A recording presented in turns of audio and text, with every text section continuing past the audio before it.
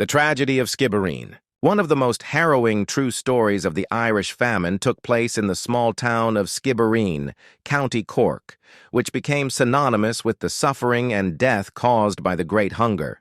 In the winter of 1847, known as Black 47, the famine was at its worst. The potato blight had decimated crops for several years, and the population was ravaged by hunger, disease, and eviction. Relief efforts were insufficient, and many areas, like Skibbereen, were left to fend for themselves. John and Mary Sullivan, a tenant farming couple with 5 children, were among the thousands in Skibbereen struggling to survive. Their sole income came from cultivating a small plot of rented land.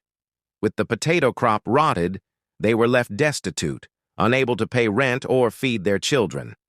Like many others, the family was evicted from their home.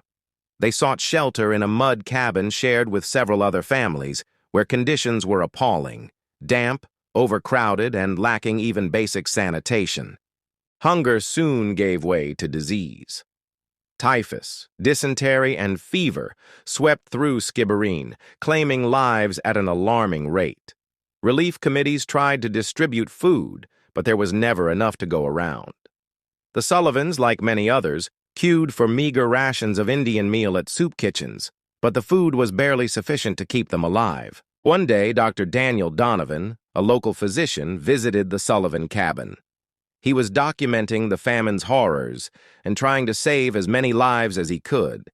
What he found haunted him for the rest of his life. The Sullivans' eldest daughter, Ellen, just 10 years old, was lying motionless on the floor, her body emaciated, her face hollow. John and Mary, too weak to stand, could only weep silently as Dr. Donovan checked Ellen's pulse and confirmed what they already feared. She was dead. Dr. Donovan wrote of his experience in letters and reports, which were published in newspapers in Ireland and Britain. He described Skibbereen as a valley of death, where corpses were buried in mass graves because families were too weak to perform proper burials.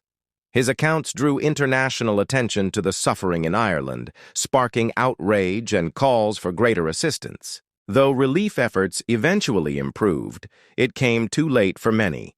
The Sullivans, like countless others, were victims not only of famine, but also of systemic neglect.